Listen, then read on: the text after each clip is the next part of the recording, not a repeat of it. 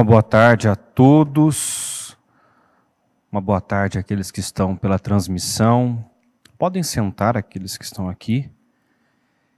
Eu quero começar a leitura de hoje aqui em João, capítulo 21, versículo 15, que fala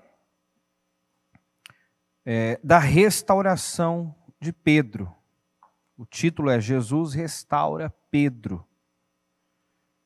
E nenhuma restauração pode acontecer sem arrependimento, sem confissão, sem nós lidarmos com aquilo que precisa ser lidado.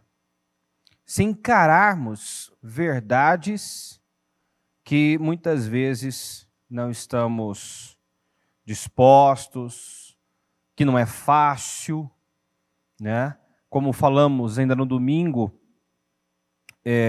nós temos medo de humildemente encarar a verdade sobre nós mesmos, né? O medo do que poderíamos descobrir se encarássemos honestamente os nossos defeitos, os defeitos do nosso caráter. Isso nos mantém aprisionados.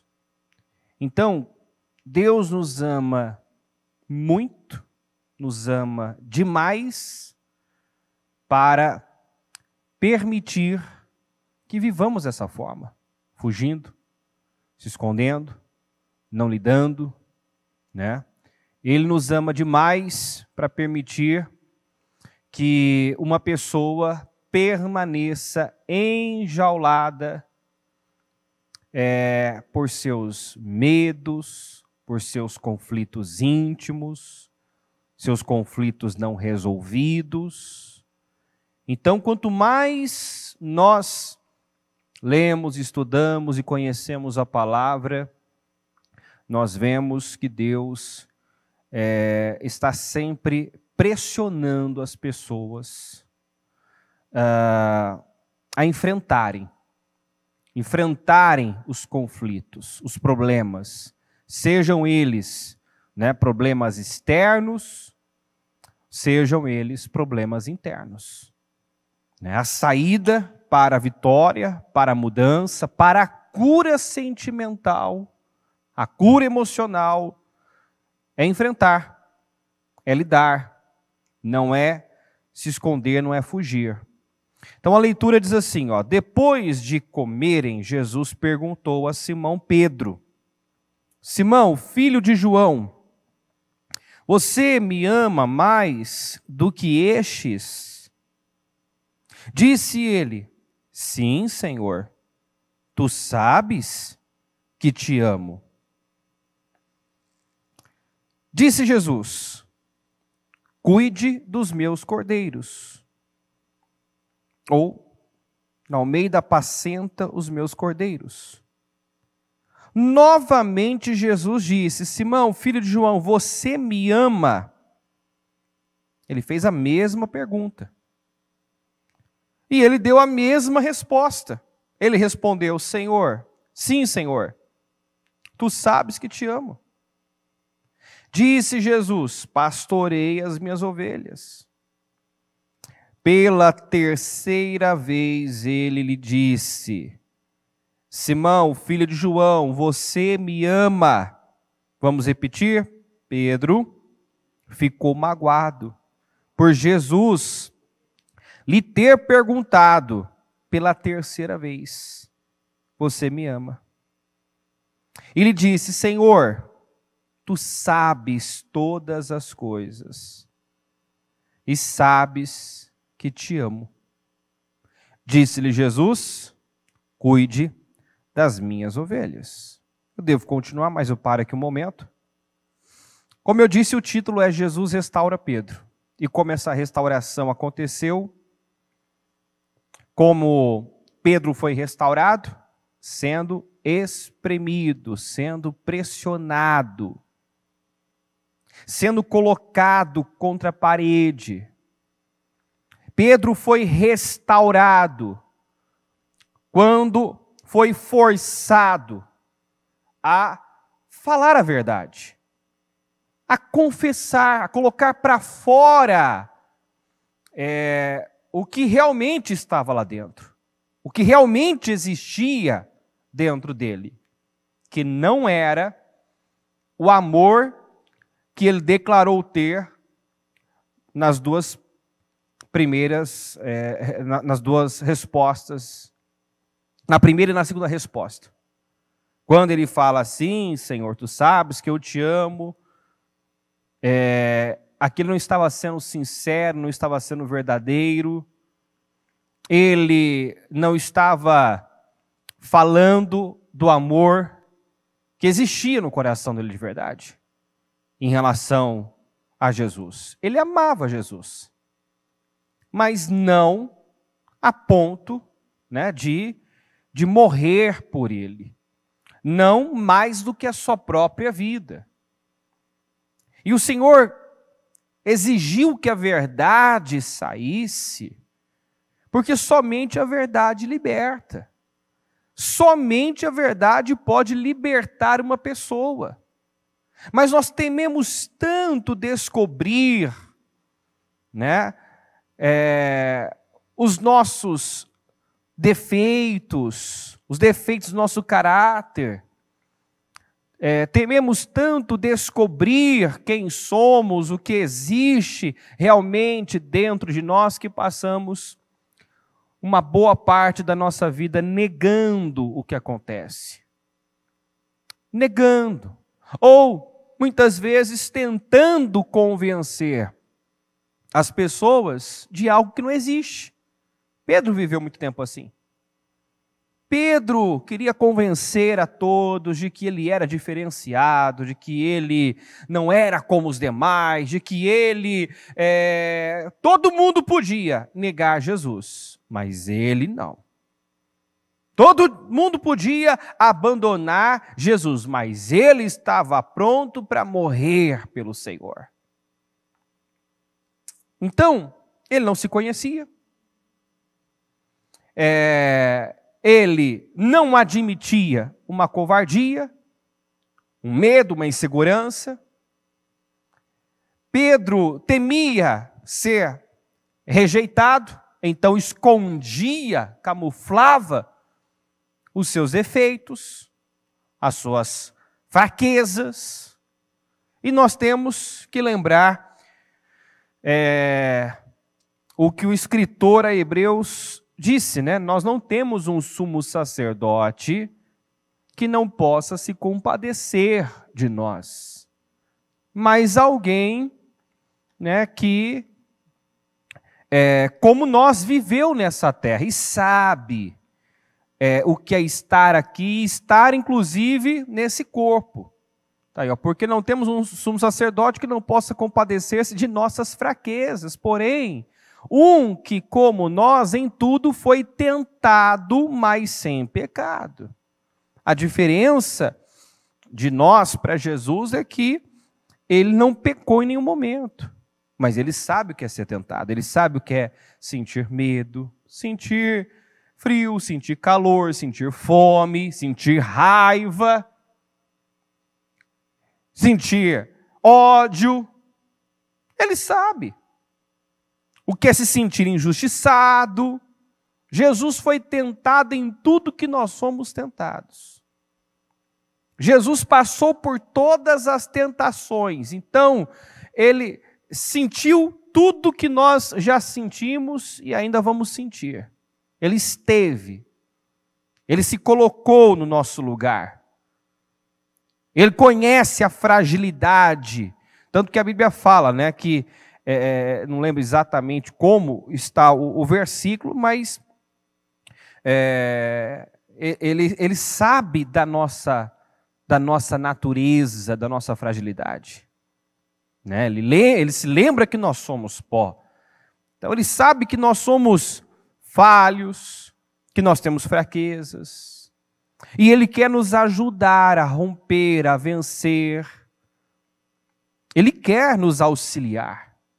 Nós estamos aqui, como falamos no domingo, numa jornada com destino final,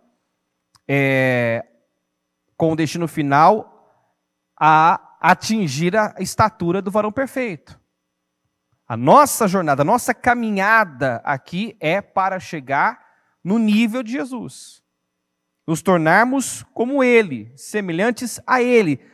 Termos o modo de Ele pensar, o modo de Ele agir, termos o caráter dEle, evidenciarmos na vida, nos relacionamentos, diante das circunstâncias, as virtudes do fruto do Espírito, mas assim como um fruto, né, ele tem um tempo para amadurecer, e se eu apressar o amadurecimento daquele fruto, ele vai perder o seu sabor.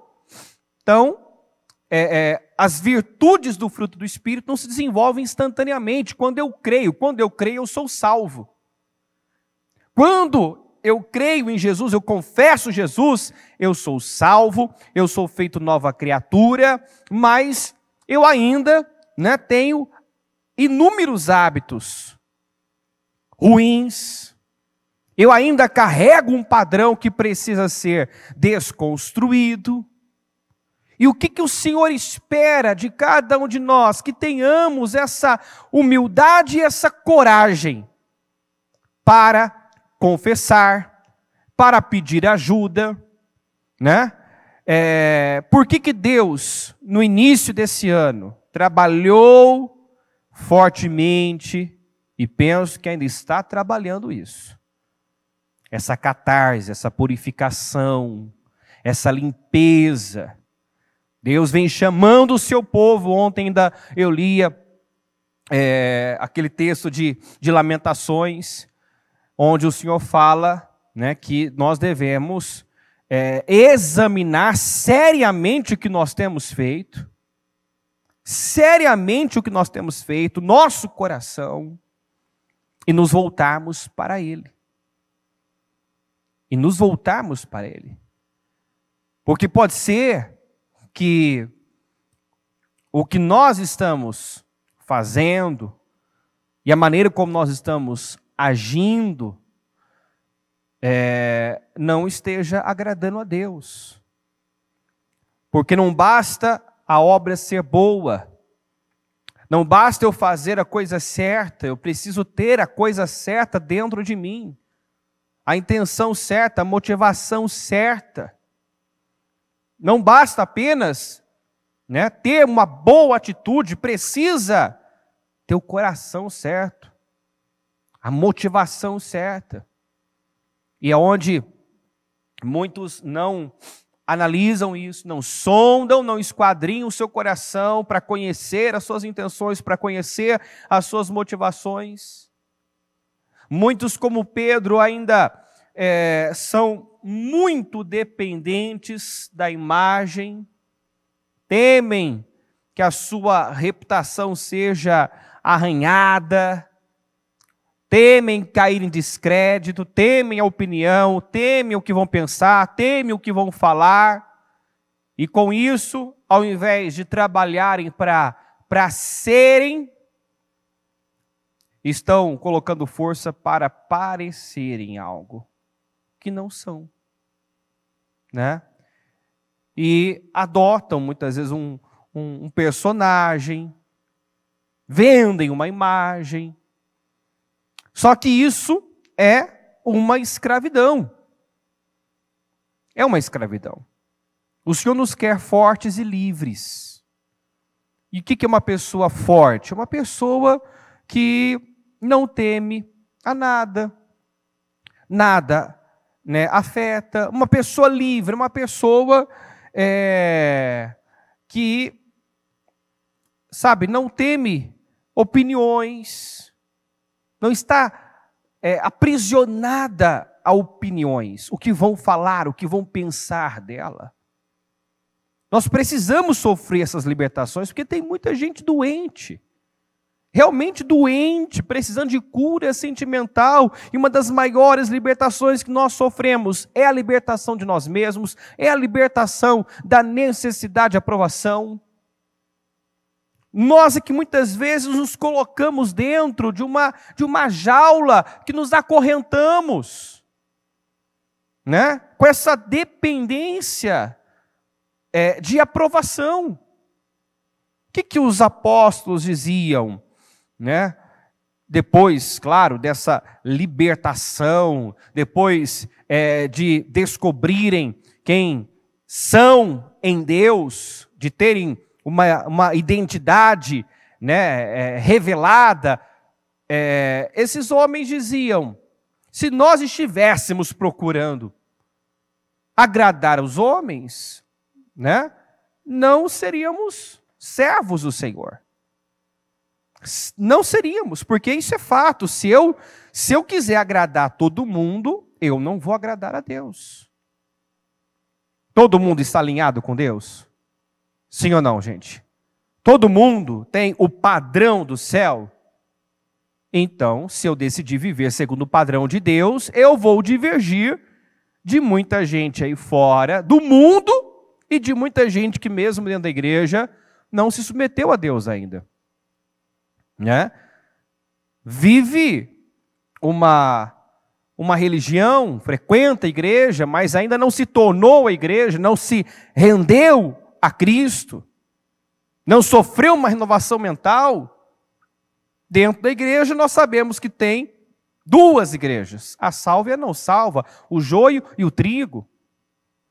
Então, quando uma pessoa ela decide, né, viver segundo o padrão de Deus, segundo a palavra de Deus, ela vai chocar com quem não está disposto a viver. Ela vai divergir, né? Foi quando o Senhor Jesus disse que não veio trazer paz, mas guerra, né? Ele veio para causar mesmo essa divisão, a começar por uma divisão interna. Porque a palavra faz isso, ela divide alma e espírito, razão de emoção. Ela me dá a capacidade de julgar e discernir o que é meu e o que não é, o que é de Deus e o que não é. Se o que eu estou pensando vem do Espírito, se o que eu estou pensando é da minha alma. Quem está acompanhando, pessoal? Então, a palavra divide. A palavra divide. E em muitas situações haverá essa necessidade de divisão. Quando o Senhor fala, por exemplo, né, que veio para causar divisão entre, muitas vezes, pai e filho. Quantas vezes nós já vimos isso? Né? Pais romperem com os próprios filhos, porque decidiram servir o Senhor. Decidiram viver para Deus. Há relacionamentos, há casamentos que findam por esse motivo, né? O descrente não consente em viver com o crente muitas vezes. E nunca deve partir do crente, né? Porque a ideia que se tem é que o mais forte influencia, então o crente vai contagiar, vai influenciar, na convivência ali, o descrente é santificado pelo crente, pelo verdadeiro crente. Então, se o descrente consente viver com o crente, segue a vida, porque na convivência você vai santificando, você vai influenciando, você ganha aquela pessoa para o Senhor.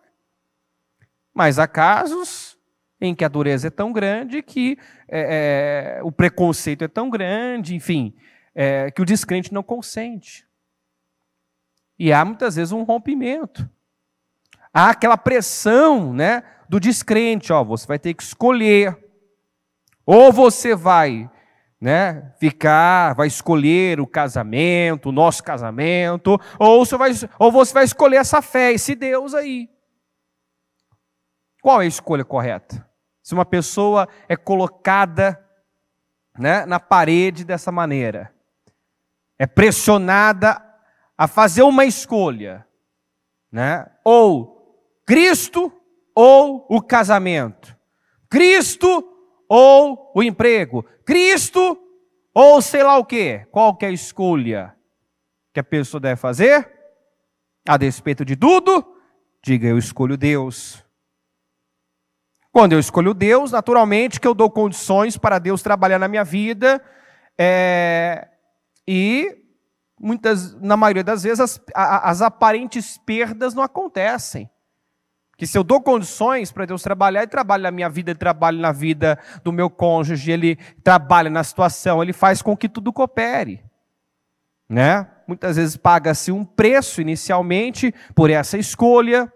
Eu já vi gente perder o emprego quando decidiu se posicionar como crente de verdade. Não, eu não vou mais mentir para vender, eu não vou mais compactuar com coisas ilícitas.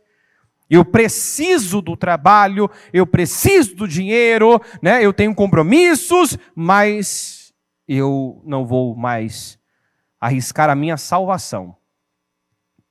Eu sei que eu estou fazendo coisa errada, eu sei que eu estou agindo de forma ilícita, então eu vou arriscar perder o emprego, mas eu não vou mais agradar a Deus. Às vezes a pessoa até perde aquele emprego, aquela porta pode até se fechar. Mas, sem dúvida, uma porta muito maior vai ser aberta, porque Deus nunca desamparou o justo. Davi disse isso: eu fui moço, hoje sou velho, e eu nunca vi um justo desamparado, nem a sua descendência mendigar o pão. Então, seja qual for, né, a situação, escolha Deus, fica com Deus, não negue a Deus. Nós temos que lembrar que o Senhor nos chamou para isso, não só para viver para Ele, mas para, se necessário for, se preciso for, morrer por Ele. Dar a minha vida por Ele. Amém, gente? Então,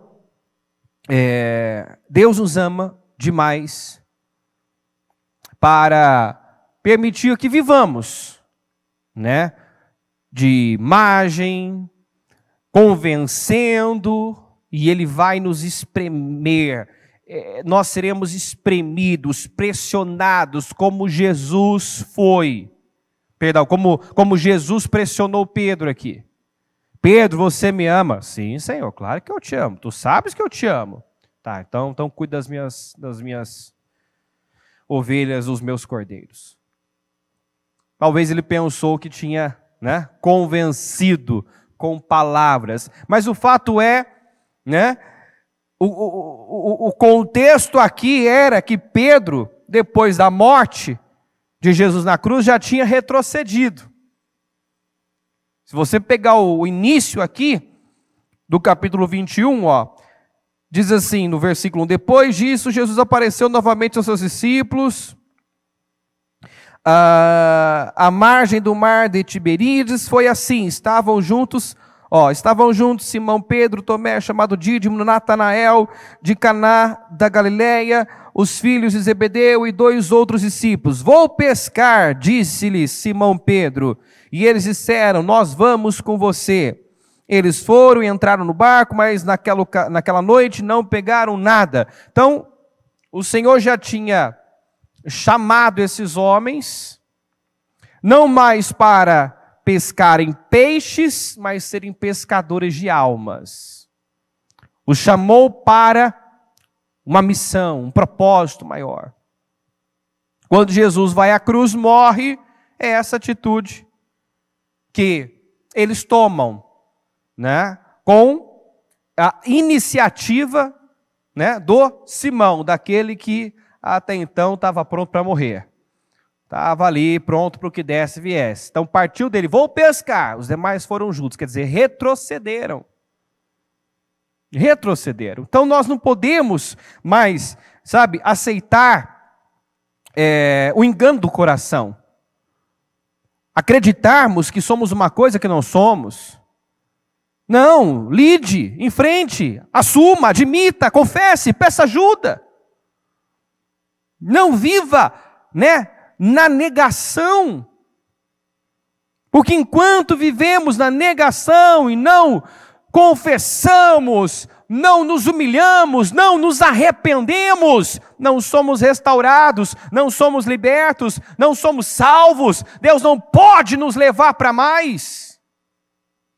Deus não pode nos usar para as coisas grandes que Ele tem conosco. Você vê que Jesus, depois de tudo que fez, Depois de tudo que esses homens viveram ao lado dele, quando ele vai à cruz, ao terceiro dia ressuscita e encontra esses homens dando continuidade ao ministério, no lugar onde deviam estar. Não, já tinham retrocedido de novo. Tinham retrocedido. Mas olha só, né, nós temos que dar graças mesmo, como fez o Jeremias, né, quando estava vivendo aquela desilusão, trazendo à memória tudo aquilo que fazia seu coração desfalecer. No momento ele se reposiciona, se levanta internamente e diz: eu vou trazer à memória o que me dá esperança. E aí ele fala: graças, né, ao amor do Senhor é que nós não somos consumidos. Ele fala da bondade, do amor de Deus. Ó, graças ao grande amor do Senhor é que não somos consumidos, pois suas misericórdias são inesgotáveis. Então você vê que Deus realmente, Ele é misericordioso, Ele é longânimo, Ele é paciente, Ele não desiste de nós. Não podia Jesus agora ter ido atrás de outros? Não podia Jesus agora ter tirado essa conclusão, né? Esses aí não servem, porque eu já fiz tudo, eu já mostrei tudo, eu já ensinei tudo, e eles parece que não aprenderam nada. Então, podia ter ido atrás de outros, mas fala com Pedro, e assim insiste com aqueles homens, que davam sinais de que jamais se tornariam as pessoas que foram chamadas para serem. Mas o Senhor vem e investe mais uma vez, e fala, e exige que saia de dentro de Pedro a verdade, porque só a verdade pode nos libertar. Exige que Pedro lide consigo mesmo, lide com algo que, por preguiça, por comodidade, né, ele optava em deixar, né, bem guardado, bem escondido, camuflado. Muitas vezes nós agimos assim, nós queremos, não queremos lidar, não queremos ir lá no problema, não queremos resolver os nossos conflitos. E nós precisamos resolver. Nós precisamos falar, nos posicionar, romper. Tem gente que vive situações porque não diz não, porque a reação sempre é se calar, e nós temos que entender, né, o que a situação exige, o que cada situação exige. A Bíblia fala em Eclesiastes que há tempo para tudo. Há tempo para cada propósito debaixo do céu. Há tempo de falar. Há um tempo certo para cada propósito debaixo do céu. Segue a leitura. Versículo 2. Ó, tempo de nascer e tempo de morrer. Tempo de plantar. Tempo de arrancar o que se plantou. E se nós não discernimos o tempo, por exemplo, quantas pessoas que querem colher, mas nunca pararam para plantar? Quem não quer viver o tempo da colheita? Todo mundo quer viver o tempo de colher, né? Todo mundo quer no final do ano chegar e olhar para a sua própria vida, para si mesmo dizer: eu não me reconheço. Quem deseja isso? Olhar para a sua própria vida, olhar para si mesmo e dizer: eu não reconheço a minha vida, eu não me reconheço. Eu estou incomparável, eu não sou a pessoa que eu fui, que eu era no início do ano. Todos desejam chegar no final do ano e colher esse fruto, colher esse resultado. Mas o que nós estamos plantando? Estamos plantando para isso? Por que tantas pessoas chegam no final do ano frustradas, irrealizadas, né? No mesmo lugar? Porque não aproveitaram. Tem gente que esses 4 meses de 2022 não foram bem aproveitados. Tem gente que não aproveitou o tempo da catarse. E Deus é tão amoroso, tão misericordioso, que envia palavras, que levanta trabalhos, como o trabalho dessa madrugada. É um trabalho de choque, é um trabalho, é jejum e oração na madrugada. É Deus chamando o seu povo para uma volta, à origem, a um relacionamento. Deus quer o seu povo se humilhando, se arrependendo, porque Ele tem graça, Ele tem favor, Ele tem bênçãos, montões de bênçãos para derramar sobre nós. Mas será que estamos discernindo o que Ele está exigindo? Será que estamos dando a Deus o que Ele está requerendo de nós? As decisões que nós tomamos. Porque o difícil não é decidir, o difícil é manter uma decisão. O difícil é você se propor a fazer algo. Não você pode nessa reunião se propor. Não, a partir de hoje eu vou fazer isso, eu vou mudar isso. Nós tomamos decisões. Agora, nós mantemos os compromissos, as decisões, nós sustentamos a nossa palavra, né? Como eu disse ontem, eu creio que quando uma pessoa toma uma decisão para agradar a Deus, né? Ela muitas vezes realmente quer agradar a Deus. O desejo é legítimo. Só que quantos que estão tentando mudar e vencer e romper sozinhos, na força do braço, com a sua vontade apenas?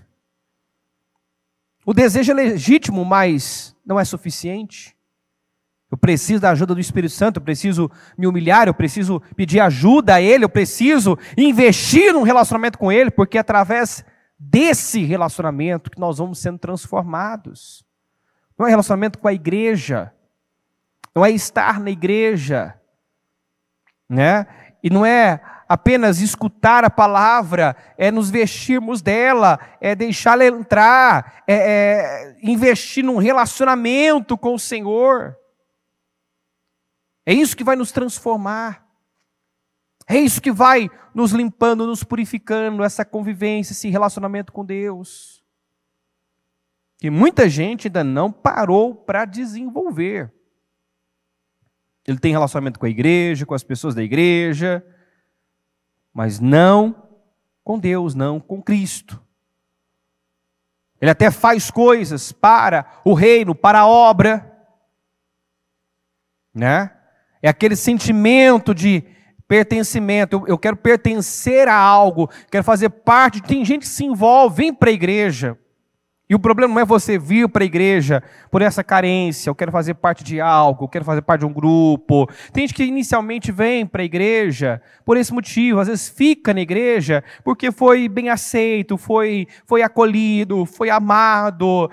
Tudo isso é legítimo, está certo. Mas chega um momento em que eu preciso firmar as minhas estacas, né? Em Deus, na palavra. Eu preciso me tornar um prisioneiro de Cristo, que me segura em Deus. Não é a minha amizade que eu tenho na igreja. Não é porque eu faço parte de um grupo. É porque eu amo a Deus, que eu quero Deus. Porque eu quero Cristo. É isso que precisa acontecer. Nós temos que chegar nesse nível, nesse ponto. Então, para Deus fazer a obra que Ele quer fazer, nos usar da maneira que Ele quer nos usar, nós vamos ter que entender o que o agrada. Nós vamos ter que entender o que Ele está requerendo. Por 2 domingos, Deus enviou a mesma palavra na abertura da reunião. Abertura. Deixando claro que nós não podemos dar nada a Ele. Mas se queremos agradá-lo, então o que Ele espera de nós é um coração humilde, arrependido e que treme diante da sua palavra. Se eu quero agradá-lo, eu preciso de um coração humilde. O que é um coração humilde? Um coração que ouve a Deus, que se submete a Deus, que é sensível a Ele, né? Um coração arrependido. Arrependimento significa mudança. O Senhor nos chama do jeito que nós estamos. Ele nos ama do jeito que estamos. Eu não preciso fazer nada para Ele me amar. Mas eu preciso entender que para viver as promessas, para viver as bênçãos, as inúmeras bênçãos contidas na sua palavra, tem uma condição. Há condições para vivermos o que Ele nos prometeu, né? Então tem que haver mudança. O Senhor diz, venha como estás, mas não fique como estás. Gradativamente precisamos ser transformados. A mudança não acontece do dia para a noite, até porque tem muita coisa ainda nessa caminhada que nós vamos ver, que não vimos ainda, que vamos descobrir acerca de nós mesmos, que ainda está oculto. Nós podemos achar que já entregamos tudo, talvez até tenhamos realmente entregue tudo que até o presente momento sabemos que Deus quer. Mas não quer dizer que amanhã Ele vai exigir algo novo. Amém, gente? Não quer dizer que amanhã uma nova exigência, né, não será feita. Então, leva-se tempo para chegarmos no nível de fé, de compromisso, de maturidade, de entrega que o Senhor espera de nós. E há pessoas que, em dado momento, estagnam, param de crescer. Erroneamente pensam que já fizeram tudo, já mudaram tudo, já entregaram tudo. Não é incomum pessoas que chegaram outro dia. Eu já vi pessoas chegarem na igreja em 3 meses, questionando por que Deus não faz na vida dela. Por que Deus não muda a vida dela? Por que nada, né, nada mudou? Por que Deus não muda a minha vida? E a resposta muitas vezes é porque você não mudou ainda. Você quer que Deus mude a sua vida? Sendo que o seu caráter não foi mudado? Você não mudou? Né? Não é a promessa, não é a palavra de Deus que falha, que se atrasa. Não. Somos nós que muitas vezes somos lentos demais para aprender. Demoramos, custamos a entender o que agrada a Deus, o que Deus está pedindo. Deus não pede muito. Deus pede fidelidade, sinceridade. É o que Ele pede.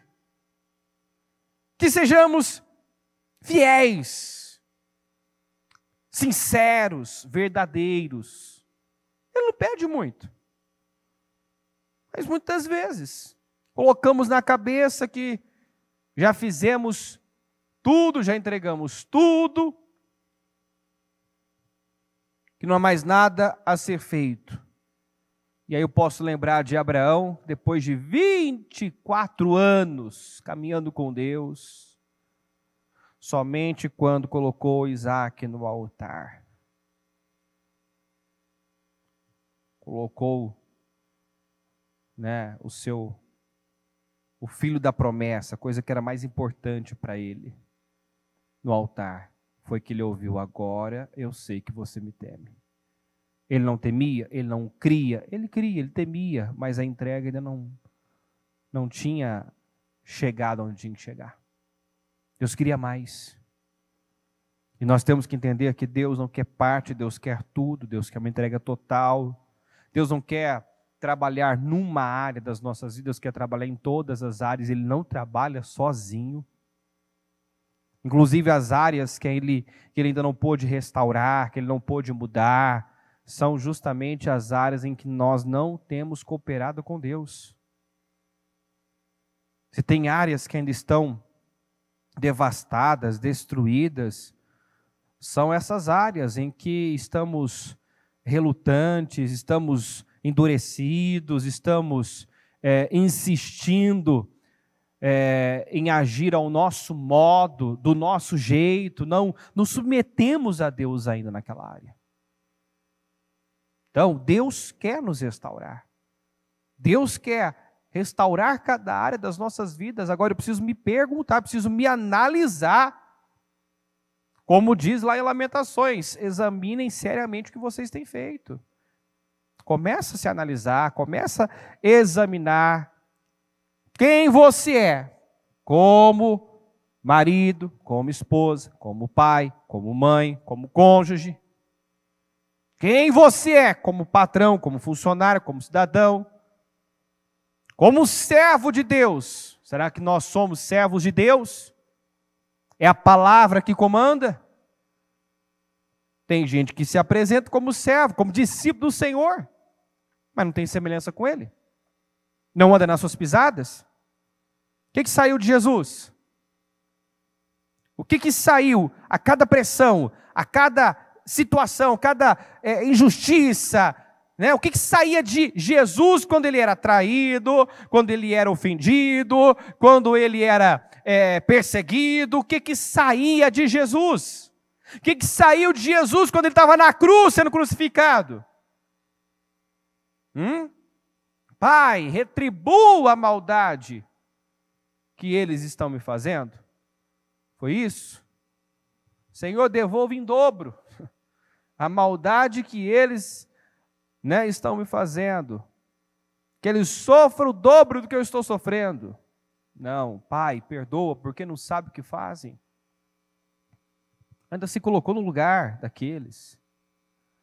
Sabe, às vezes a gente fala essas palavras, a gente prega, a gente ouve, mas muitas vezes não paramos para, assim, meditar e analisar profundamente o que significa isso. Não nos colocamos no lugar. Não nos colocamos. Jesus nunca errou, nunca pecou, nunca prejudicou ninguém, né? E foi capaz ainda de interceder por aqueles que estavam ferindo, machucando, né? Na cabeça deles, prejudicando, né? Mas na verdade, tudo era cumprimento de propósito. Jesus estava cumprindo com a sua missão. Aquela era a vontade do Pai.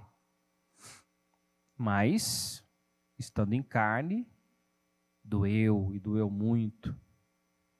Como reagimos à dor? Como reagimos à injustiça? Como reagimos à ingratidão?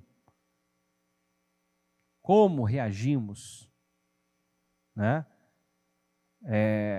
Quando as pessoas são ingratas? Porque ali havia ingratidão. Possivelmente, no meio daquela multidão que estava consentindo na sua crucificação, tinha gente que fora curado, que fora abençoado por causa dele. E olha, né, o retorno que Jesus teve. E ele, né, continuou, a sua essência não mudou, ele continuou amável, ele continuou amando aquelas pessoas. Então nós temos muito que aprender com Cristo. Nós temos muito que crescer, que amadurecer. No versículo 18 aqui do capítulo 21 de João, diz assim: digo-lhe a verdade, quando você era mais jovem, vestia-se e ia para onde queria. Quando você era mais jovem, vestia-se e ia para onde queria.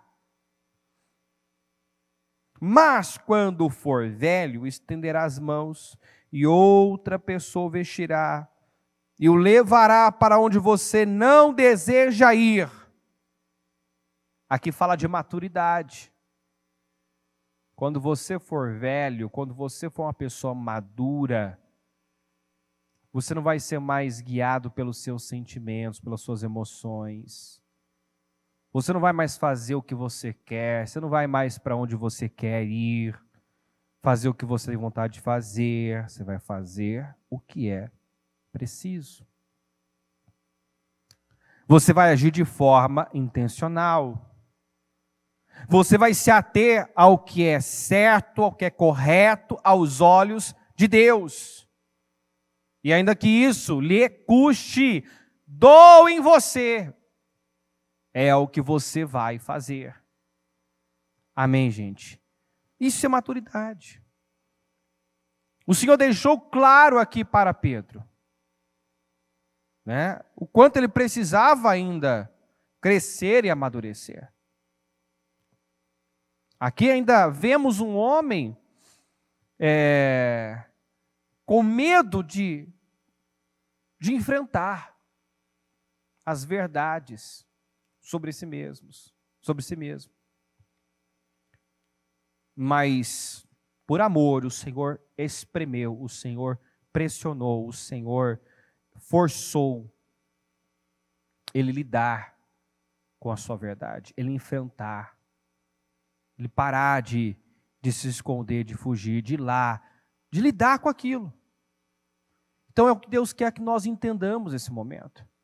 Tem coisas que você já deveria ter falado, tem situações que você já deveria ter rompido, tem coisas que você ainda está guardando, que você ainda não confessou.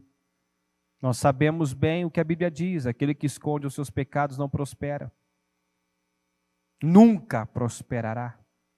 Mas quem confessa e deixa, e o deixar mostra arrependimento, né? Esse alcançará misericórdia. Então não dá para seguir. Deus quer que nós entendamos isso, ano 10 vezes mais. Deus quer nos levar além, mas repita comigo assim: não dá para seguirmos, para avançarmos, para vivermos essa glória de 10 vezes mais sem lidar, sem os rompimentos que precisam acontecer, sem vencer as misérias que ainda estão dentro de você, sem colocar isso para fora, sem romper com padrões, sem abandonar o passado, sem se livrar, né, daquilo que ainda é um ídolo. Não, bispo, eu não tenho nenhum ídolo na minha vida, na minha mão, na minha casa. Mas talvez há ídolos no coração, há sentimentos que você não abre mão por nada, há um orgulho, há um egoísmo, há uma dureza, há uma inveja. E assim, não é fácil mesmo. Naamã estava disposto a voltar leproso a se humilhar. Ele já estava voltando leproso para terminar seus dias vivendo uma casa separada, excluído, né, da sociedade, sem honra, sem credibilidade. Por quê? Porque custava demais se humilhar. Custava muito para ele romper com o orgulho. Está entendendo isso ou não? Custava muito. Custava muito. E assim tem muita gente deixando de viver.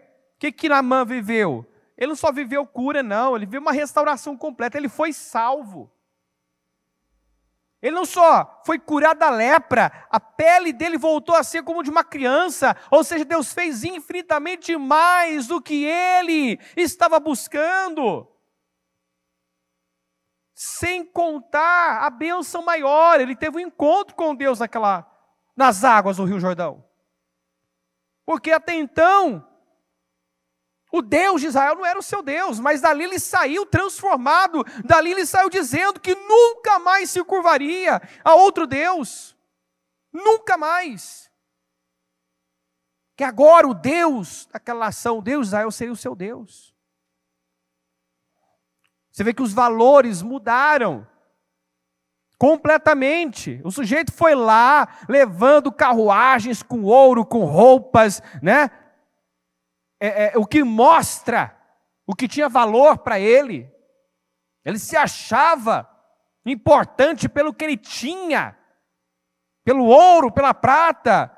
E depois que ele volta dos 7 mergulhos, volta humilde, dando valor à terra que ele desprezou, né? Pedindo para levar 2 mulas daquela terra que ele desprezou, mostrando claramente a mudança interna que aconteceu. Agora os meus valores são outros. O que antes não tinha valor para mim, agora tem valor para mim. O que antes eu desprezava, agora eu valorizo. O que antes eu, via com maus olhos, agora as escamas caíram. Agora eu vejo o que realmente importa, o que realmente tem valor, tem significado. Então, Deus está nos chamando para esse encontro com Ele, esse encontro com a gente mesmo. Ele está nos chamando para esse rompimento.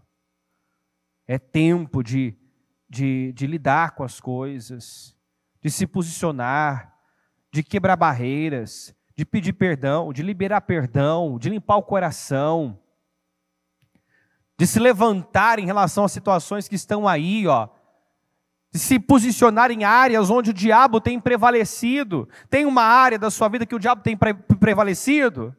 Está na hora de você se levantar, como Débora se levantou. E quando ela se levantou e agiu, enfrentou, o inimigo que estava 20 anos no poder, caiu. Às vezes tem situações na nossa vida que estão lá porque nós não nos levantamos. Já desistimos, já sofremos uma derrota interna, já, nos convencemos das mentiras do diabo, que não dá, não tem jeito, não é possível, aquilo nunca vai mudar, aquela pessoa nunca vai mudar, eu nunca vou sair disso. E de forma hipócrita, muitas vezes dizemos que estamos orando, que estamos falando, que já oramos, já pedimos, mas será que já fizemos o que está sendo proposto fazer nesse dia? Hoje, a partir da meia-noite, nós temos absoluta certeza que quem atravessar esse portal, vai destravar situações, vai sofrer libertações. O jejum do novo amanhecer. A Bíblia fala que o choro pode durar uma noite, mas a alegria vem pela manhã. O sol sempre nasce, Deus quer fazer o sol nascer, o sol brilhar na vida de muita gente. Mas não antes dessa entrega, desse rompimento interno, dessa dedicação, dessa devoção, desse coração humilde, arrependido, que treme diante dele. Não antes disso. Deus quer encontrar em nós esse coração humilde, quebrantado, sensível, que teme e treme diante dele. Ele quer um povo arrependido, um povo, que sente as suas misérias, que noja quem já foi, o que já fez,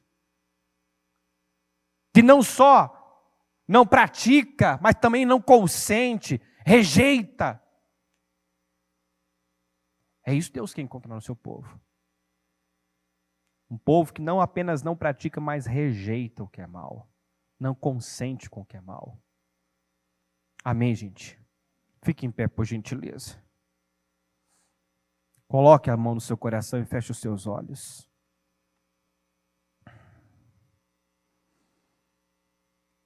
Abre o seu coração agora. Permita-se ser curado, ser liberto. Deus quer te fazer uma pessoa forte, uma pessoa livre.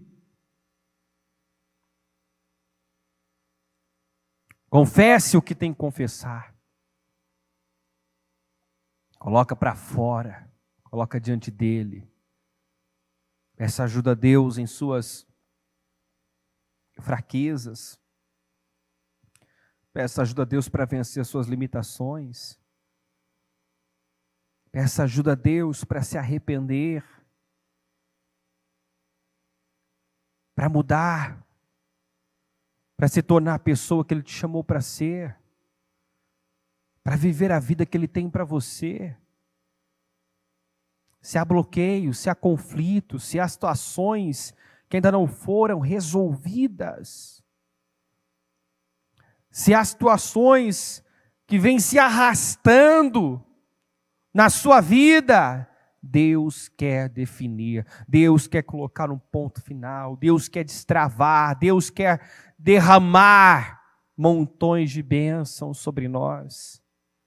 Agora eu preciso entender que decisão, que atitude, que postura Ele quer que nós assumamos. Fale com o Senhor agora, rasgue o seu coração, em nome de Jesus. Senhor meu Deus e meu Pai, eu oro a Ti, nesse momento, pedindo, meu Pai, por cura sentimental, por libertação, por cura. Meu Pai, quantas pessoas, meu Deus, continuam escravas, meu Pai, do diabo que aprisiona através de sentimentos, da necessidade de aprovação. Meu Deus, quantas pessoas, meu Pai, que temem enfrentar a verdade, lidar com algo, falar com alguém, quebrar uma barreira. Quantas pessoas que temem se posicionar, quantas pessoas que temem, meu Deus, agir em situações porque sabe, meu Deus, que vai sofrer algum tipo de oposição.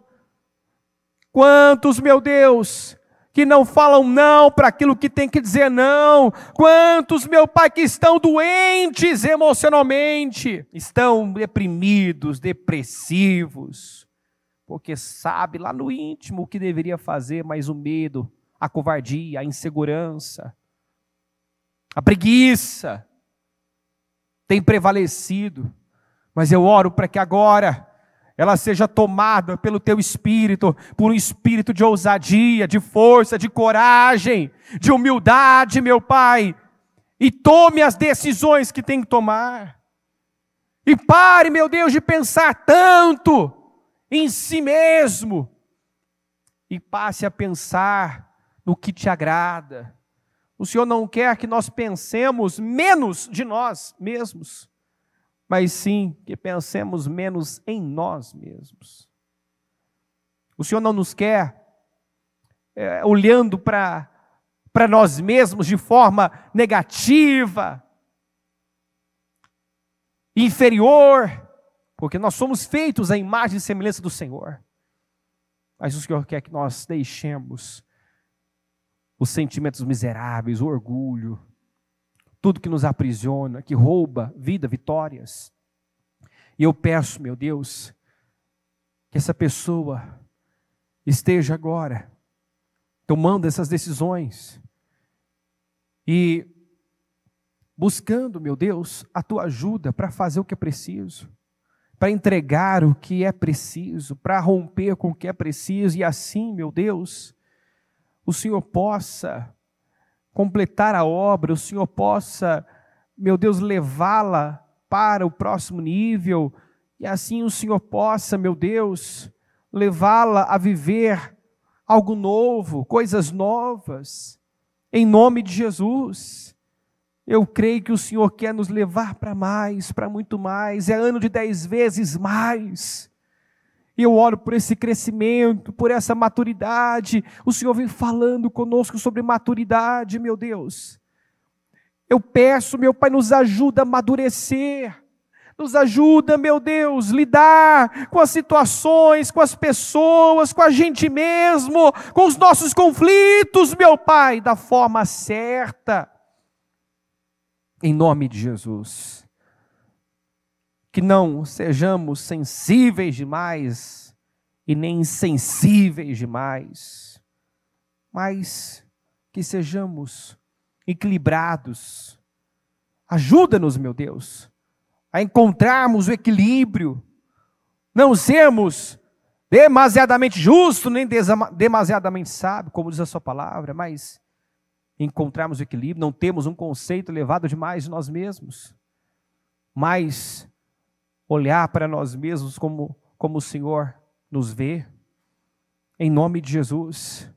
Eu oro, meu Deus, para que essa pessoa esteja decidindo romper, quebrar barreiras, pedir perdão, meu Deus, perdoar, limpar o coração, colocar para fora coisas que estão escondidas, confessar erros, faltas, falhas, se humilhar, se arrepender, meu Deus, para que o Senhor possa ter condições de agir.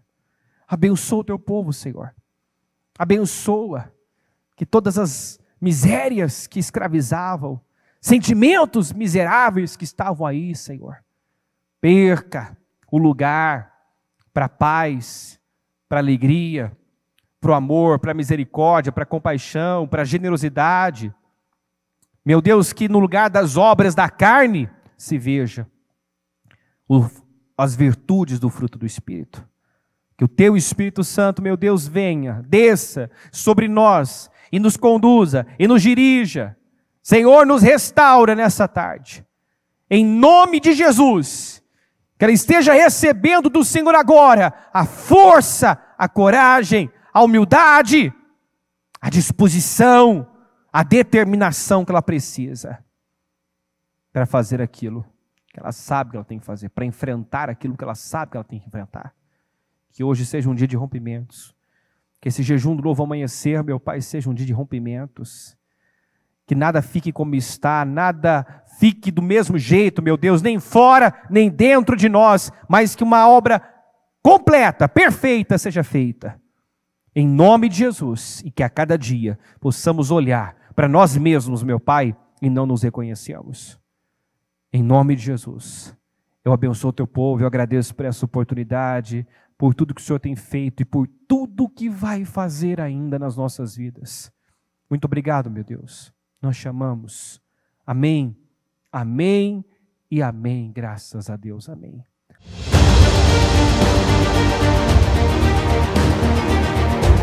Nós precisamos de força, de inteligência, de nosso próprio lidar.